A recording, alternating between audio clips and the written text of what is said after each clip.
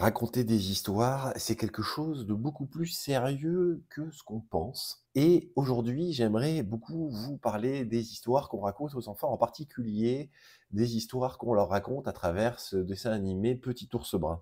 Pour ceux qui ne connaissent pas la chaîne, je m'intéresse à la façon dont on raconte des histoires. Jusqu'ici, j'ai traité des histoires d'adultes, d'histoires de grands, mais évidemment, raconter des histoires, c'est aussi raconter des histoires aux enfants.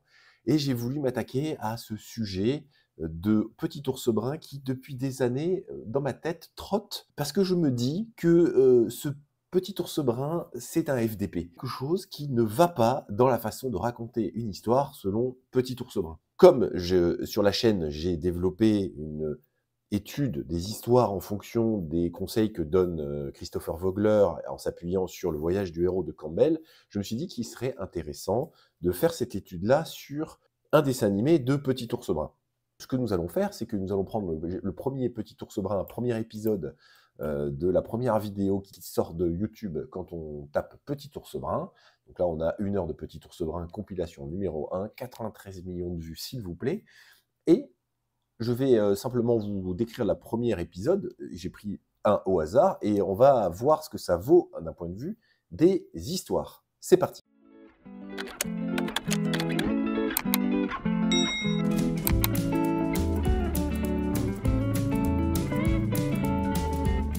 Donc cet épisode Petit Ours Brun, c'est Petit Ours Brun ne veut pas dormir. Donc là, nous avons le générique, etc. Aucun intérêt. Petit Ours Brun va se coucher et Petit Ours Brun va se réveiller. Et quand il se réveille, qu'est-ce qu'il fait? Il a envie de faire des choses, donc il va voir ses parents. Et quand il va voir ses parents, il leur casse les pieds. Donc les parents disent: Petit Ours Brun, t'es bien gentil, mais tu retournes te coucher, c'est pas le moment. Petit Ours Brun retourne dans sa chambre, mais Petit Ours Brun joue. Et quand il joue, il voit qu'il a fait une super construction, et donc il retourne vite fait voir ses parents, et il veut leur montrer. Mais les parents ils disent: Petit Ours Brun, c'est pas le moment. Puis Petit Ours Brun descend dans la cuisine, fait des bêtises, et son père lui dit: Petit Ours Brun, ça suffit, qu'est-ce que c'est que cette histoire? Et Petit Ours Brun est tout contrit, puis le père prépare le repas, et qu'est-ce qu'il va faire? Qui va se passer? Il va trouver son fils dans la chambre, endormi, auprès de sa maman, et c'est la fin de l'épisode. Donc on voit qu'il ne s'est strictement rien passé, ou quasiment, mais on pourrait dire, bah, c'est pas grave, c'est une histoire pour enfants, c'est une petite histoire. Or, je vais vous expliquer pourquoi il n'y a pas d'histoire. Parce qu'une histoire, la définition d'une histoire, la définition d'une narration, c'est qu'il part d'un état A et on arrive à un état B, et entre les deux, c'est une transformation. Vous pouvez appliquer ça à peu près n'importe quoi. Quand sur YouTube, vous regardez quelqu'un en train de bricoler et de fabriquer quelque chose, par exemple, ça n'est que ça. C'est quelqu'un qui résout un problème, qui part d'une matière première et qui arrive à un produit fini. Bon. Or, là, nous avons Petit Ours Brun, il était endormi au début et il est endormi à la fin. Il n'y a pas de changement d'état, et entre, il ne s'est pas passé de transformation réelle. C'est-à-dire que Petit Ours Brun sera strictement le même avant et après. Deuxième chose, dans toutes les histoires, il y a ce que l'on appelle des archétypes. Ces archétypes, ce sont des figures de personnages, ou plutôt de fonctions de personnages, puisque le personnage peut revêtir le masque d'un archétype, et puis changer au cours de l'histoire d'archétype. Et ces archétypes font appel à la psychologie profonde de l'être humain, ce qui fait que ces histoires nous parlent, parce que ce sont des choses que toute l'humanité a toujours eues en elle. Et ces idées-là, nous avait dit Vogler, sont très très anciennes, elles datent des débuts de l'humanité en réalité. Dans les histoires, il y a plusieurs phases. Il y a la phase de l'état initial, comme je vous disais, hein, l'histoire passe d'un état A à un état B avec un état de transformation. Il y a la phase de l'état initial, dans lequel il y a des archétypes plus classiquement liés à cette phase. Donc là, nous avons toute la chasse française qui est en train de passer au-dessus de ma tête. Voilà, merci beaucoup. Où en étais-je avant que ces avions de chasse me coupent?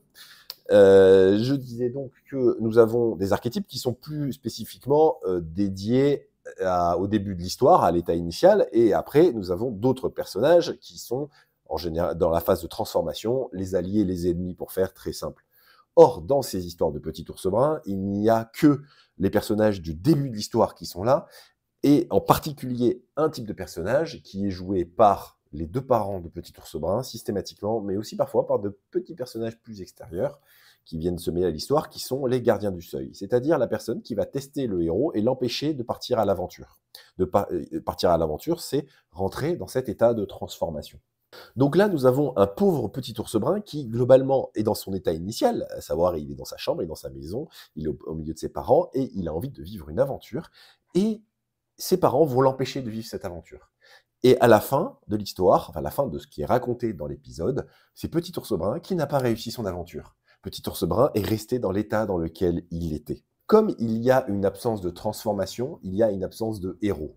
Petit Ours Brun n'est pas un héros, puisqu'il reste bloqué dans son état initial, sans passer par une phase de transformation, et sans passer à un nouvel état où il a grandi, il aurait appris des choses.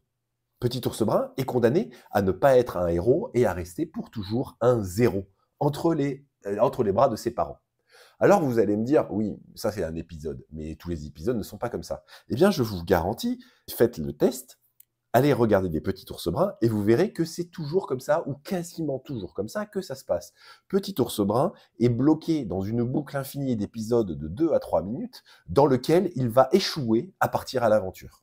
Alors pourquoi ça c'est problématique? Alors je vous cache pas que je suis allé voir tout simplement, ça vient d'où Petit ours brun, qui a créé ça, etc. Eh bien, c'est assez fascinant parce que la créatrice de Petit ours brun, qui s'appelait Claude Lebrun, a simplement expliqué qu'elle en avait marre de raconter des histoires à ses enfants, les contes classiques, les énièmes contes classiques. Et donc, elle a voulu créer son propre personnage, ce qui est très bien. Sauf qu'en imaginant qu'elle allait raconter une histoire différente, elle a simplement pas raconté d'histoire. Les histoires ont toujours plus ou moins la même trame, toujours plus ou moins les mêmes archétypes, et ça peut donner l'impression que c'est répétitif. Mais ça ne l'est pas, parce qu'il suffit que cette trame soit transformée, il suffit que cette phase soit transvasée dans un autre contexte pour que l'histoire devienne intéressante. Et il suffit que la trame ne soit pas trop visible, que la trame soit assez habillée pour que l'histoire revête un intérêt. Elle a visiblement voulu faire en sorte qu'il n'y ait pas d'histoire, qu'on ne rentre pas dans quelque chose qui est le classique de l'histoire, c'est-à-dire la façon dont les êtres humains racontent des histoires depuis que des êtres humains existent, depuis qu'il y a des gens qui sont allés ramper dans des cavernes sombres pour faire des peintures rupestres au risque de leur vie et au risque de rencontrer des ours des cavernes. Elle a voulu faire quelque chose de différent. Elle a voulu s'extraire de ce qui fait l'humanité et ce qui fait la psychologie profonde des êtres humains de toutes les civilisations. Et il y a aussi dans ce travail qu'a fait Claude Lebrun pour créer Petit ours brun, donc vous regarderez les pages Wikipédia, c'est assez explicite, l'idée de faire des choses simples pour des enfants, parce que Petit ours brun, c'est simplement quelque chose qui est fait pour les enfants, parce que les enfants sont des abrutis, ils ne peuvent pas comprendre. Il leur faut des couleurs basiques, des couleurs simples, il leur faut des histoires qui ne leur parlent que d'eux-mêmes et de leur expérience. C'est une incompréhension complète de ce qui fait l'intérêt de raconter des histoires et le motif de raconter des histoires. C'est justement de nous extraire de ce que nous sommes et de nous apporter à nous aussi une transformation en vivant par procuration la transformation que vit le héros. Et cela nous crée un divertissement, cela nous crée quelque chose de plaisant parce que cela colle bien, cela rentre en symbiose avec le fonctionnement de notre cerveau et le fonctionnement le plus basique de notre cerveau, celui que, encore une fois, l'humanité a depuis qu'elle existe, depuis sa naissance. Comme il ne peut pas y avoir d'histoire, il faut quand même qu'il y ait un fil conducteur à tout ce qui se passe. Or, ce fil conducteur, c'est l'égocentrisme. Un enfant est naturellement centré sur lui-même, puisqu'il a une expérience limitée, et donc il découvre d'abord ce qu'il est, et au fur et à mesure, son monde s'élargit. Si on prend la série des épisodes télévisés de Petit ours brun, si on prend la série des épisodes de Petit ours brun, c'est pas, là ce sont les livres, ce sont pas les épisodes télévisés, mais de toute façon c'est le même état d'esprit.